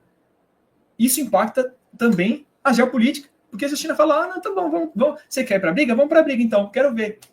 Como que os Estados Unidos vão enfrentar a China? A China a gente tem, claro, a gente não tem como saber tudo desses negócios, porque se tivesse algum problema desse tipo, provavelmente seria escondido, é óbvio. Não vou passar pano, não vou falar nada, é óbvio isso. Só que da mesma forma, a gente consegue ver muita coisa. Eu vou dar um exemplo. Na própria, a gente chama Ordem Unida, você consegue ver a qualidade de uma tropa. Ordem Unida é quando você vê os caras marchando, todo mundo junto, impecável. Aquilo é a melhor forma de você ver a preparação de um exército. Isso foi como os aliados perceberam que a Alemanha estava ficando forte antes de começar a Segunda Guerra, lá para 36, por exemplo. porque a doutrina dos caras está fantástica. Se a gente fazer a mesma coisa agora, a gente vê que a China, os caras estão com preparo lá em cima. Fora a gente vê, efetivamente, os caras estão treinando muito, não estão treinando para passar pano, que nem os americanos. Bom, é uma coisa mais profunda, mas teve um grande exercício militar feito em 2003, se não estou enganado, Millennium, não vou lembrar o nome agora, mas foi feito simulando uma invasão ao Irã. Na prática é isso, eles estavam simulando uma invasão ao Irã para comprovar que a doutrina que eles estavam desenvolvendo era top e que eles eram o melhor do mundo. Chamaram um general que já estava aposentado, né, que era um cara muito bom para comandar a FOROPS, né, a Força Opositora, que era para simular como se fosse o general iraniano. Acabou com os americanos. Como se fosse, né, no exercício, se tivesse sido 3 horas de guerra, eles tinham perdido 19 mil dos 20 mil fuzileiros navais do desembarque anfíbio. Aí o que aconteceu? Não pode ficar assim. Mudaram todo o exercício para os americanos conseguirem ganhar. Isso em 2003. Tá? Então, assim, é óbvio que com o passar dos anos, isso foi só piorando. Por quê? A gente está vendo os militares americanos perdendo a qualidade. Do contrário, na China, tem até um meme deles lá, que tem um general que é o comandante dessas forças opositoras, que ele é uma lenda lá. Porque acho que de 33 ou 34 batalhas, né, assim, exercícios que ele participou, ele ganhou 32. E eles divulgaram isso. Então mostra que a China ainda tem alguns negócios para melhorar, só que eles estão treinando de verdade. E estão fazendo valer, porque o general está sendo tipo, super condecorado. E por outro lado, se tem um general que, como força opositora, é tão bom, ele não vai ficar na força opositora que se tiver uma guerra, ele vai ser a força real. Então mostra que eles têm uma qualidade também muito grande. Fora que eles estão melhorando. A China tem ascensão militar. Estão melhorando muito a qualidade dos veículos, dos caças, de tudo, do treinamento, né, o equipamento militar em si dos chineses, da organização militar também. Eles estão passando por várias reformas ultimamente, nos últimos anos, desde 2017. Então o poderio chinês está ficando uma força realmente considerável para tudo de nível global. Tá? Por exemplo, a gente não pensa na China fazendo operações no exterior, mas ele já tem uma base militar no Djibouti, que é ali do outro lado do Iêmen, que é bem na boquinha ali do Mar Vermelho. Tá? Vamos supor que aconteça alguma coisa num lugar desses aí. A China tem condição de mandar tropa. E ali é uma região estratégica também, né? Porque ali próximo tem o canal do Suez, tem ali, né, umas rotas comerciais muito importantes. Sim. Lembrando, se tu entrar no Suez e tu for, né, navegando, daqui a pouco tu tá ali no Mar Meridional, que é outra rota importante para a China, né, para chegar nas zonas econômicas e também para poder, de alguma forma, né, passar por um estreito ali, que é controlado ali pelos americanos também, e que vai levar mercadorias, por exemplo, para a Europa. É o Estreito de Málaga, né? Malaca, é isso, né? Malaca fica na Indonésia. Não sei se é isso que você está falando. Isso. Que também é uma rota importante para eles também. Talvez seja até mais importante que o estreito ali de Bab el-Mandeb, que é esse aí do Djibouti, do Iêmen. Talvez seja até mais. Porque quase todas as rotas da China que vêm no sentido ocidental passam por ali. Praticamente todas. A do Bab el-Mandeb seria 22% do mercado do tráfego, né, de comércio marítimo mundial. É super importante ainda. Só que talvez o de Malaca seja ainda mais. Então, aí, até pegando uma coisa que se comentou também com relação a isso, a estratégia do BRICS, a geopolítica chinesa é totalmente voltada nisso, mas eu estou vendo que o BRICS ultimamente está agindo também nesse sentido. É uma aliança não, é um bloco político-econômico, certo? O BRICS não é uma aliança militar nem nada do tipo. Não tem previsto nada militar. Mas o BRICS está se desenhando cada vez mais, na minha visão, tá, com tudo que eu estou vendo, para ser uma aliança estratégica. E isso não quer dizer necessariamente militar. Mas, por exemplo, agora que a Indonésia faz parte do BRICS, dentro do BRICS está garantido o acesso ao Estreito de Malaca, a um tráfego seguro ali pelo Cabo da Boa Esperança, ali na África do Sul, em vários pontos do mundo, no próprio Estreito de Hormuz também. Você tem os dois lados do estreito estão dentro do BRICS, que é o Irã e o Emirados Árabes Unidos. Então, eu estou vendo que eles estão desenhando muito nesse tipo de coisa. garantir algumas coisas estratégicas, nesse, por exemplo, garantir rotas comerciais, é questão de segurança mesmo, de você garantir que você vai ter acesso a tal região, tá? Esse tipo de coisa, né, que eu estou vendo, né, do BRICS. Por parte dos americanos, se eles estão vendo isso, que se eu percebi, eles também perceberam, algum analista lá, eu espero que tenha visto, se não tiver ninguém que aprender, porque o negócio está feio lá, né? Mas se eu estou vendo isso, eles devem ter visto. E a ideia, a estratégia americana com relação à confrontação ao BRICS, em boa parte está sendo nesse sentido de tentar impedir o BRICS de, vamos dizer assim, cooptar mais países a se alinharem ao BRICS. Então, por exemplo, o Vietnã estava em boa conta, né, com o BRICS, não sei se em quanto, né, que de aproximação, mas é um cara interessante. O Vietnã é um dos países que está mais crescendo no mundo economicamente, um PIB crescente muito forte, está cada vez produzindo mais. Se eu não estou enganado, eles já estão conseguindo ter uma receita de exportações maior que a do Brasil, para mostrar aí o país do tamanho do, sei lá. E tá com uma. E eles estão com uma.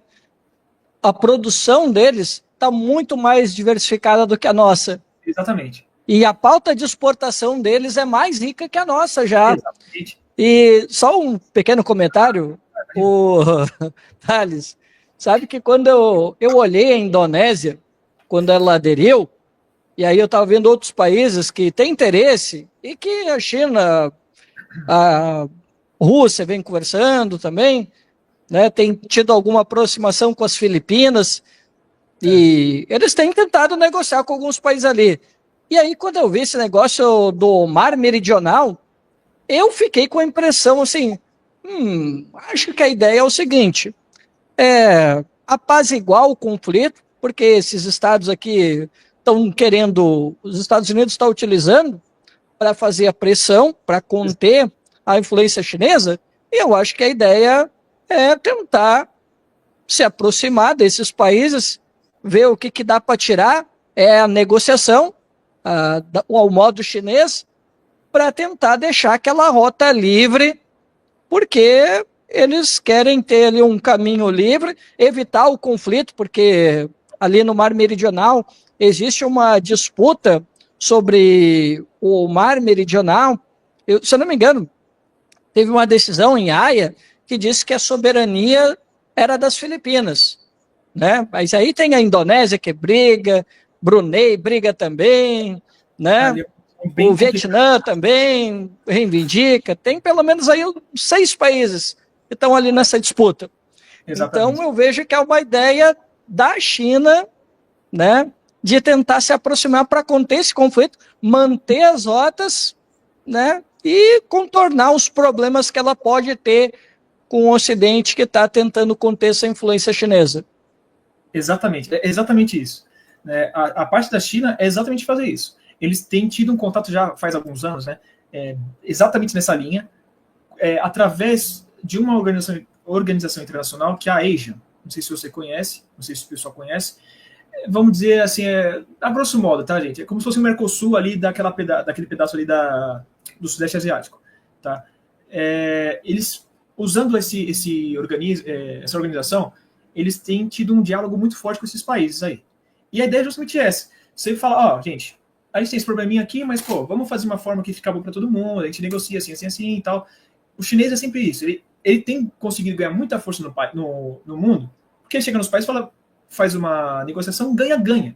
Que nem o pessoal fala muito da China na África, mas a China chega lá, claro que eles vão ter os benefícios, claro que eles vão ter lá a exploração, que eles vão conseguir o acesso aos recursos riquíssimos da África.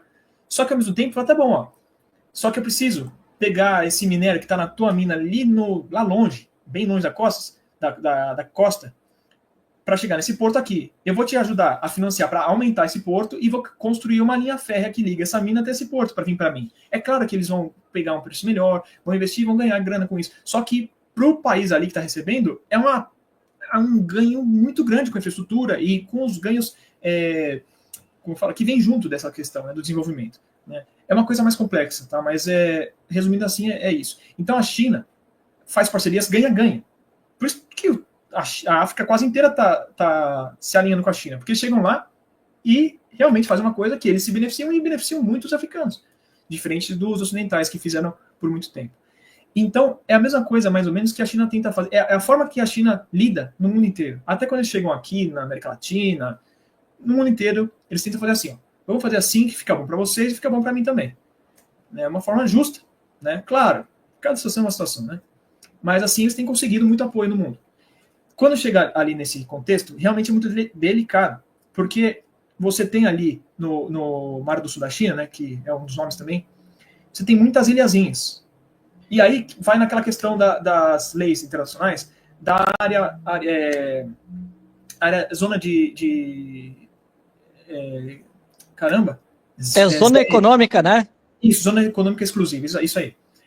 E tem isso, tem águas territoriais também. Então, assim, o teu país está lá longe, só que você tem uma ilha aqui, pô, aí você acaba... 200 metros, né? Tem que eles colocaram... É quilômetros? Calma, desculpa, eu te cortei, eu não sei do que você vai falar. É que esse limite que tu falou, né, que inclui a zona econômica, que tem a água, eu lembro que eles têm uma metragem ali, né? Sim. E aí depois, até aquela metragem ali é a zona econômica e não pode ultrapassar, senão dá a confusão toda, né? Exatamente. Aí, exatamente isso. Tem a zona econômica exclusiva e água territorial. Agora, eu posso cometer um grave equívoco para o pessoal, mas se eu não estou enganado, água territorial é até 12 quilômetros. Agora não lembro se é quilômetros ou se é milhas náuticas. Acho que é milha náutica. Da costa, água territorial. E zona econômica exclusiva são 200 quilômetros. Ou talvez seja o contrário, mas é um dos dois. Eu lembro que é isso, é 12 e 200. O problema isso aí é o nominal. Na regra está isso aí. Só que e se eu tenho um território meu, aqui é minha costa, tá aqui, e só, sei lá, 10 milhas náuticas tem uma ilha tua. Até onde que é meu e até onde que é teu? Geralmente tenta colocar no meio termo. Só que aonde está o meio termo? É difícil colocar uma fronteira, colocar uma barreira assim no meio do oceano, é difícil, né?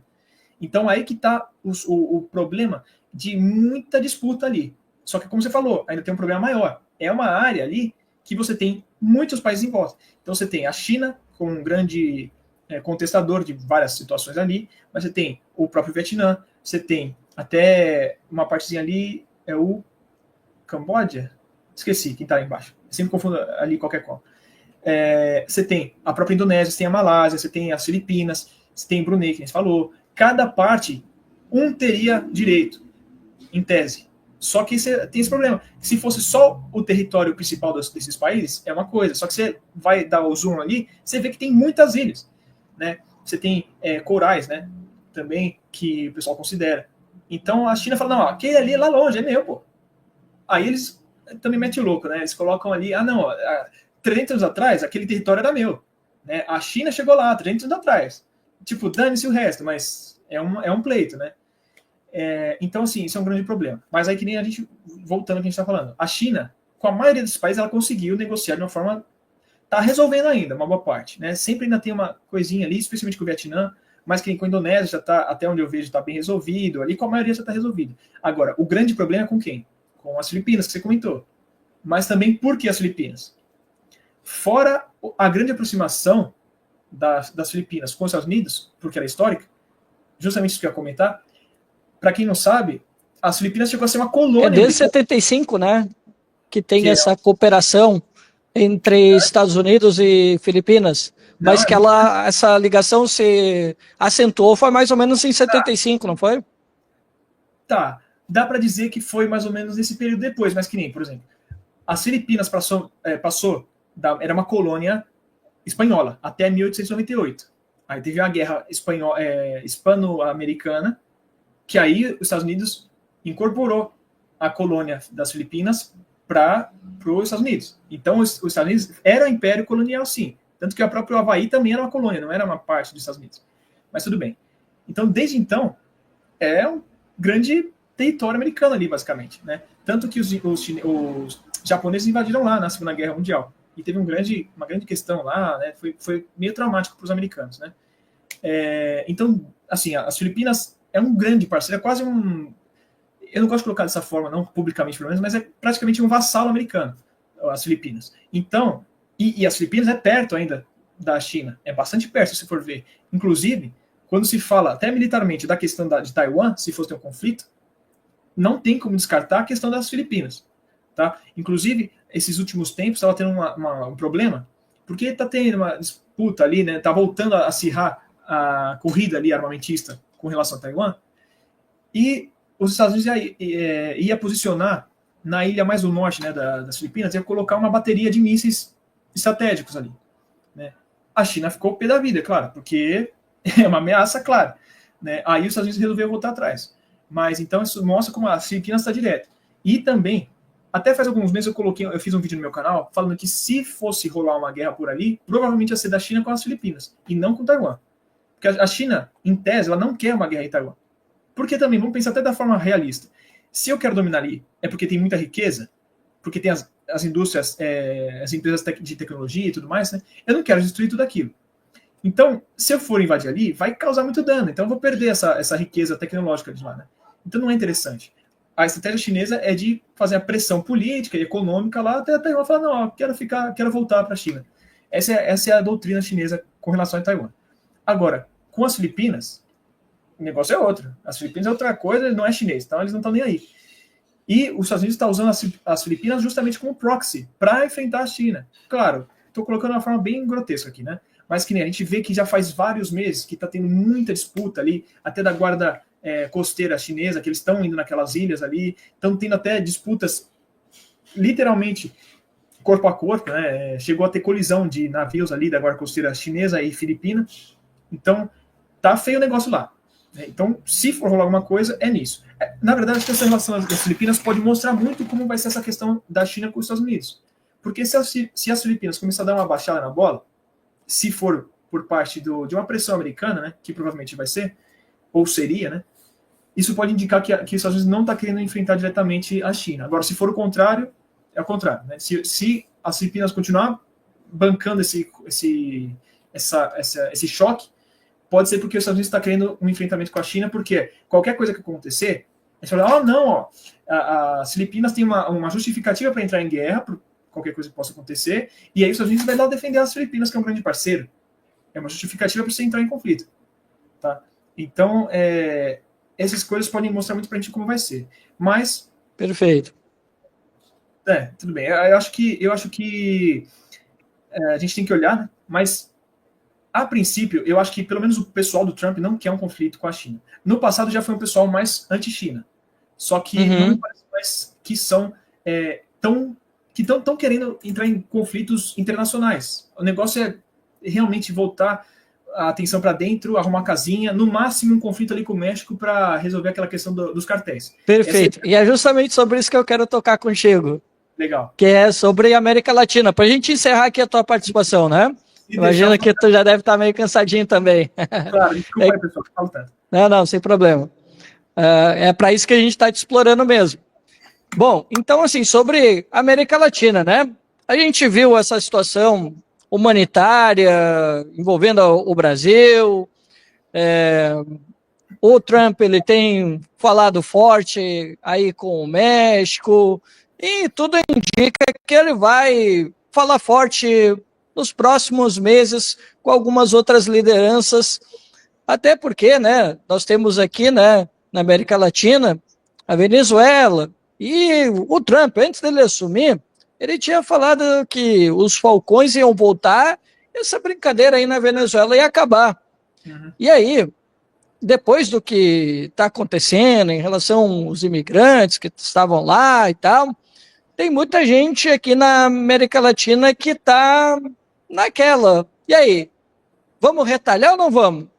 E o Itamaraty, a gente tem visto, né? Teve ali uma atuação, a meu ver, exemplar, né? No sentido de, deu problema lá para os Estados Unidos com a aeronave? Não tem problema. A gente leva o pessoal até Confins, né? Deu um problema, tiveram que ficar lá no Amazonas, né? E o Brasil concedeu ajuda, né? Mas está aquela discussão. E aí? Se os Estados Unidos está querendo que os nossos cidadãos não vão para lá, está nos retalhando, devemos responder? E aí que vai a minha pergunta. Tu acha que o Itamaraty, pela tradição que tem, né, de ser mais independente e tal. Tu acha que o Itamaraty ele vai destoar dos outros parceiros latino-americanos? Ou eles vão chegar num grande acordo de dizer, não, não, deixa assim, ou cada um vai decidir o que achar melhor? Eu estou achando que vai ser isso.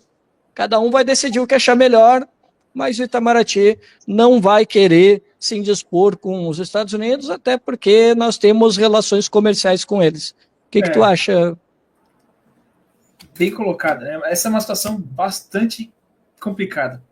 Não tem nenhuma solução fácil e é muito complicado exatamente por isso que você falou agora no final. É muito complicado a gente tomar uma medida retaliatória mais incisiva, porque a gente ainda tem um parceiro muito importante nos Estados Unidos. O nosso principal parceiro econômico é a China, beleza. Só que o segundo é os Estados Unidos. Se a gente falar grosso demais, talvez os Estados Unidos comece a querer fazer coisas mais graves com a gente. E o problema é que, diferente da China, aquilo que eu falei mais cedo, até onde eu sei, a gente não tem um gancho, né? A gente não tem um argumento, não. Uma coisa tão forte assim para conseguir contrabalancear. Por exemplo, o que eles vão falar? Tá bom, a gente não vai mais importar sua laranja, seu suco de laranja, seu, sei lá, milho. Tá bom, dane-se. Né? Agora, para a gente, é um grande problema. Fala, pô, sei lá, vamos supor, sei lá, 20% que a gente exporta agora não tem mais destino. Aí vai ter que caçar outros lugares para enviar. Isso tem pontos bons e ruins, né? Por um lado, o que fosse deixasse de ir para fora, ficaria aqui, então tenderia a baixar um pouco o preço aqui. Para o consumo interno seria bom em uma parte. Só que você tem outros problemas, até porque os produtores deixariam de ganhar bastante grana. Né? Então tem um monte de problema nisso aí. Mas também tem a questão que nem a Rússia fez com relação ao gás dela, né? Você simplesmente manda para outras pessoas, que tem muita gente que quer, especialmente produtos alimentícios brasileiros. E nem tudo é só o bem, como fala? O bem primário ali. A gente é um grande poder internacional de alimentos. Pode ser só ali a banana, a soja ali pura, mas a gente também é de bens processados também, industrializados, continuando sendo alimentos, tá? Isso é importante, bom, é um outro assunto. Não vou entrar no mérito aqui, até para, né? Mas, como você bem falou, eu acho que o Itamaraty, ele é super responsável. É uma das instituições mais responsáveis que a gente tem no Brasil. E uma das únicas que consegue ter uma política de Estado, né, independentemente do governo. Claro que sempre tem um viés quando chega um governo, que é de tal forma, ele tende a puxar um pouquinho para um lado. Mas o Itamaraty, ele tem sempre uma ideia a ser seguida, né? Graças a Deus, isso é uma das coisas boas que a gente tem aqui. Só que, como eu falei, é uma situação muito complexa. A gente tem que ver, porque eu não tenho como te dar uma resposta taxativa. Vai ser isso aqui. Porque depende de muita coisa. Mas eu acredito também que o Itamaraty, né, o Brasil como um todo, deva ter uma postura mais, tipo assim, ó, se é um problema interno deles, os caras querendo ou não, por mais que sejam brasileiros, eles estão. Então, os que estão vindo são os que estão ilegais, né? Então, querendo ou não, você não pode falar, não, você não pode fazer isso. Pô, o cara tá ilegal. Então, tá, você vai falar, tá, não posso pressionar, né?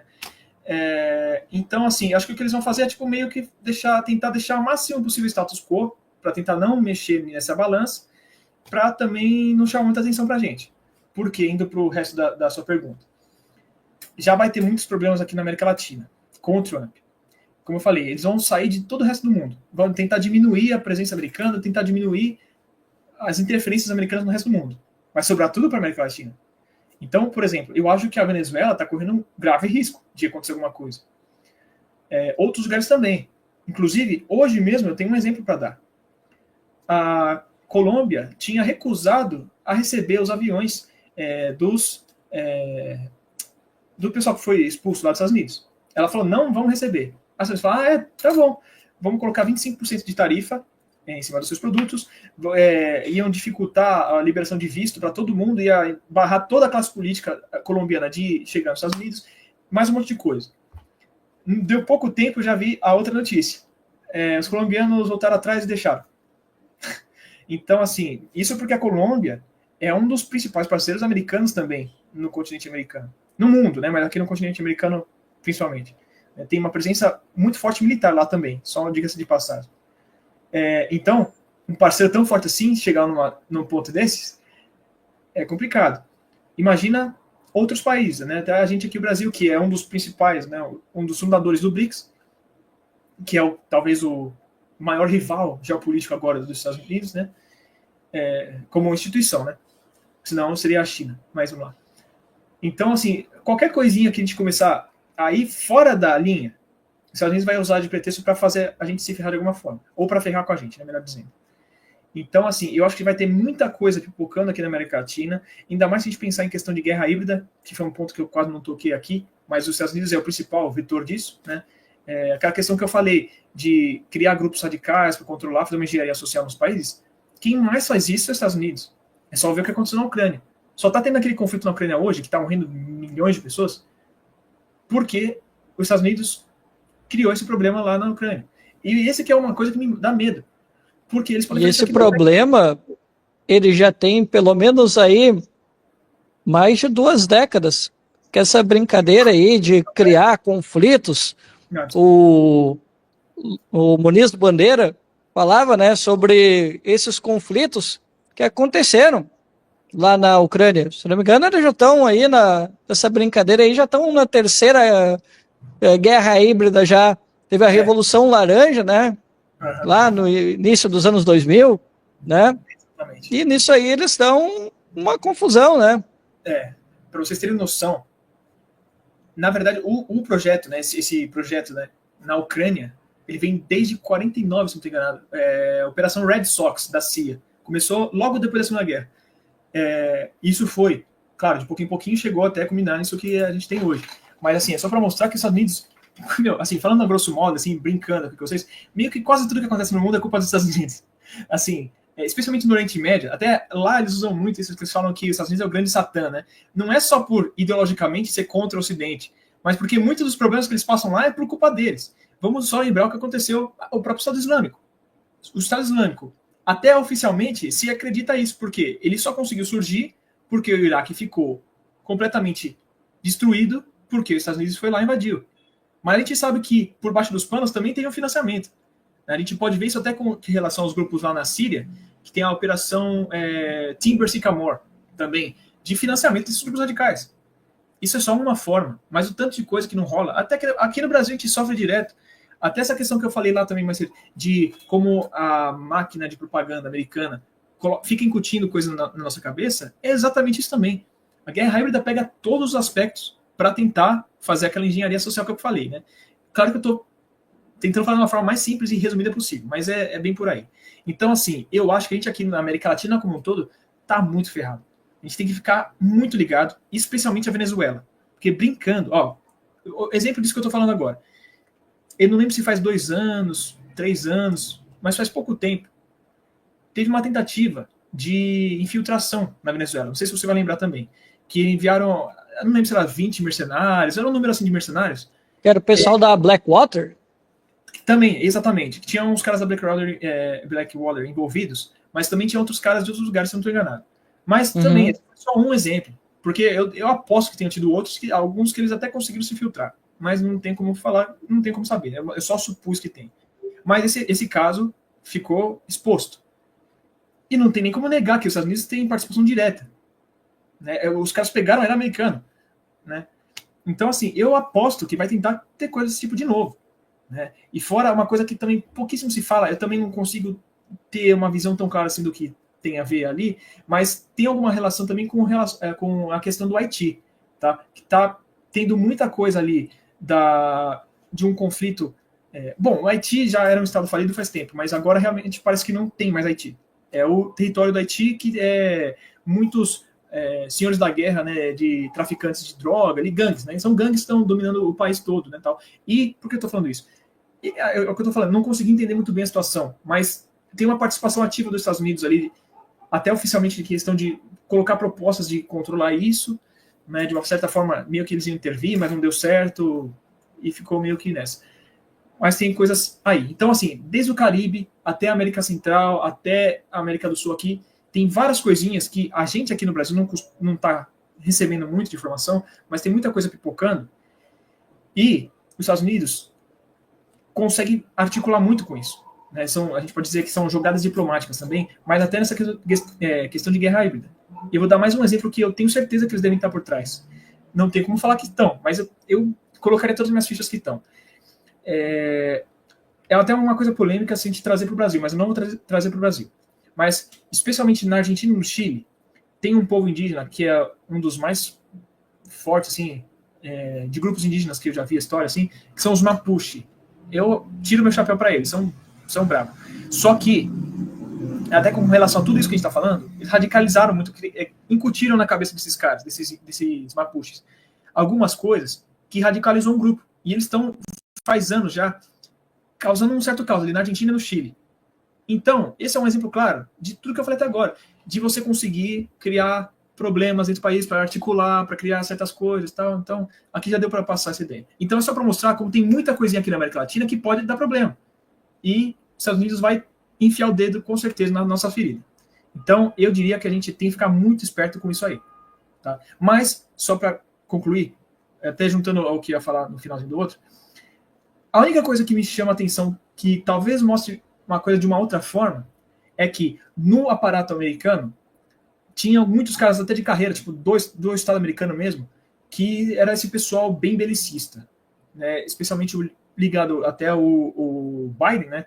Efetivamente, mas um pessoal bem warhawk mesmo, que promoveu guerras, né? Como, por exemplo, era a Victoria Nuland. Ela já saiu antes, mas é só um exemplo de pessoa, que era uma funcionária pública de anos, de décadas, no aparato americano. Então não importa se sai ou entra o governo, tem esses caras que lá, que são quem realmente determinam a política americana. Só que o Trump agora ele fez uma limpa forte nisso aí, e tirou muito desses caras. Então até me chama a atenção, porque agora, eu não sei se os Estados Unidos vai continuar mantendo essa política bastante intervencionista. Apesar de ser uma pauta da elite, é isso que eu estou falando para vocês. Está muito cedo ainda para a gente ver como que vai ser. Pode ser que tenha mudado mesmo, como vai ser a postura americana, ou pode ser só que tenha trocado os 6 por meia dúzia. Não dá para saber. Mas eu acho que a gente tem que ficar esperto de qualquer forma. Então, acho que deu para passar tudo que eu tinha para falar aqui desse aspecto aí. E eu já falei para caramba, né, gente? Até peço desculpas aí. Tá certo. Obrigado, Thales, por ter participado aqui com a gente, né, de ter passado as suas impressões, né, em relação a essa posse do Donald Trump, né, sobre como é que está, né, o movimento da geopolítica.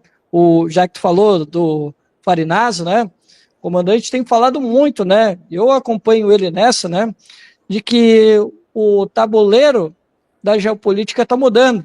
A ordem internacional, aquela da Segunda Guerra Mundial, está morrendo.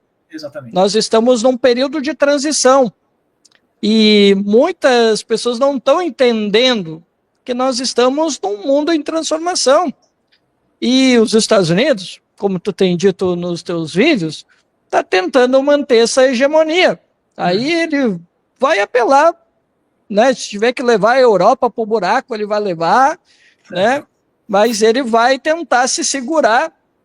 Isso o Farinato também tem falado, o Rubão também tem dito, também tenho acompanhado outras pessoas que estão indo nessa linha, de que acham que não tem muita margem para negociar mais com a Ásia, com a África.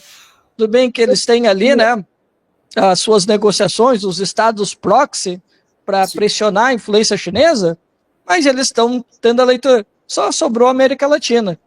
Então a gente tem que ficar de olhos muito bem abertos, como colocou o Thales. Thales, obrigado pela tua participação, tá certo? E o pessoal gostou bastante aí.